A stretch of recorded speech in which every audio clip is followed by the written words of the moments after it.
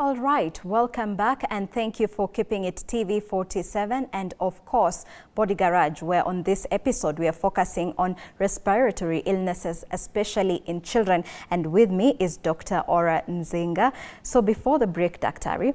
we had touched on some of the home remedies. So at what point would I now know that it's time to take my child to the pediatrician? Good. Yeah, so just to expand a little bit on the home remedies, we talked about the fever medication.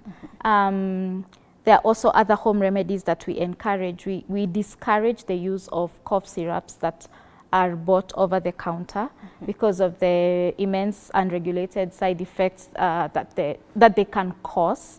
So we encourage the use of things like honey, especially at least for children above 1 year. Don't give honey to a child below the age of 1. Why is that? Why? Because sometimes, or rather, children below the age of 1, there's a certain bacteria that can be found in honey that can cause some sort of paralysis in them, and this can be fatal. So we discourage the use of honey under the age of 1 year. All right. So for children above 1 year, a teaspoon of honey, a teaspoon of lemon, a teaspoon of ginger mixed is a good home therapy for cough. And honey itself is an antibiotic, it's an antiviral, it's an anti-inflammatory, and you can make this concoction and take it as a household shot. All right. Okay. Now, at what point should I now consider taking my child to the pediatrician? To the pediatrician, yes. So we have something we call danger signs that we teach to every parent to be able to recognize fast and rush the child to the hospital. And these danger signs include, as I said, fever that is not breaking with the anti-fever medication. Number 2, a child who is unable to feed is a danger sign, and that needs urgent review. A child who has difficulty in breathing, and you know how to tell that a child has difficulty in breathing is sometimes they will be breathing through their nose, they are making sounds while breathing. You look at their chest just below the under ribs, that the chest is buckling in and out, as well as the abdomen. That means they're using extra muscles to try and sustain their breathing. And so that's also dangerous. A child who is obviously, now weak, lethargic, they're not able to support their own hydration, that's a child you should bring to the hospital immediately. What happens if these infections or illnesses go untreated? Good.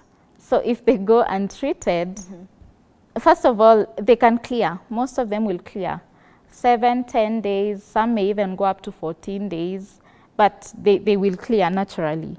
So a viral infection has its own course, and the course must go on and complete itself. So it's not that you will have a viral infection today, Monday, and by Tuesday you go to the hospital and everything clears by Wednesday. It has its own course that it follows.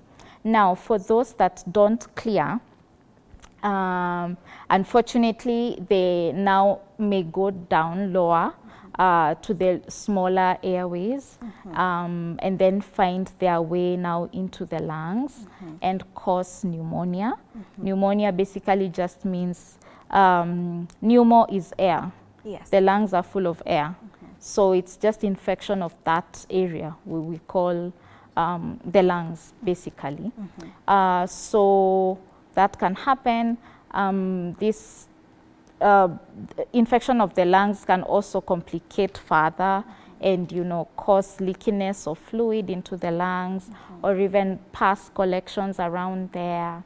On the upper part, these infections can also affect the ears and cause ear infections. We call that otitis media. The pharynx, the tonsils can complicate and have like pus or foam pockets. So those are the kind of complications that can happen.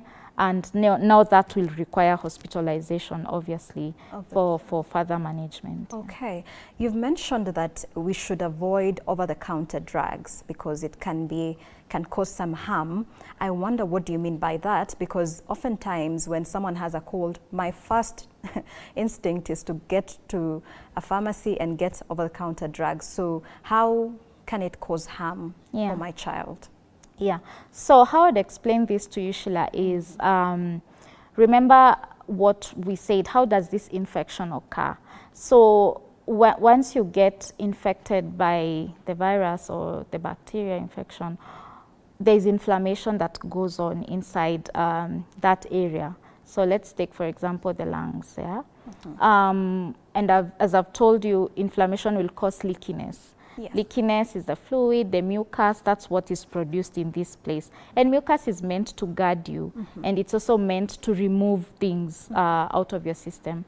And you cough so that you remove that mucus, so that you eliminate that virus. So most of over-the-counter cough syrups, they're meant to suppress coughs. So a cough is not a really, really terrible thing. Sometimes it's part of the healing journey. Yes. So if you suppress the cough, then what do you think happens? The mucus, the collections, they remain there. So what is likely to happen is complications, definitely. The cough will be suppressed, but there will be now complications. The bacteria can thrive over there and form collections of pus and form, fluid. So it's those kind of complications that we try to avoid. Number two is when you use some of these over-the-counter medication contain, let me just call them chemicals or other medications that affect the brain. Okay. Yeah, so may cause sedation as well. So a child may appear to be more sleepy than usual.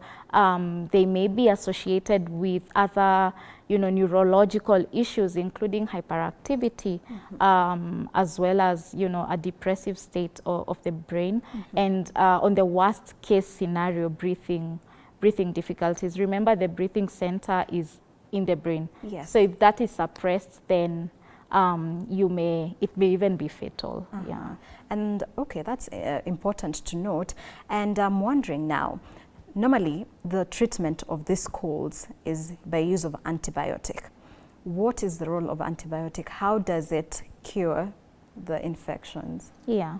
So we use antibiotics for bacterial infections. Okay. And antibiotics cannot cure viral infections because viral infections are caused by viruses. So things like pneumonia, sometimes when you have a viral infection, it can suppress your immunity so much so that now the bacteria coexists together with the virus. And in most of these instances, then we use the most common antibiotic that, I've lost my train of thought. But the antibiotic that covers the most common bug that would cause pneumonia in that age group. Yeah, so we choose antibiotics based on the symptoms and based on the severity of the illness. But for majority of viral infections, we don't have specific treatments for them, and we do what is called supportive care. So more like what we do at home. In the hospital, we will still give you fluids, we will give you, pain and fever medication. And then there's just one or two viruses that have specific treatment now, like influenza.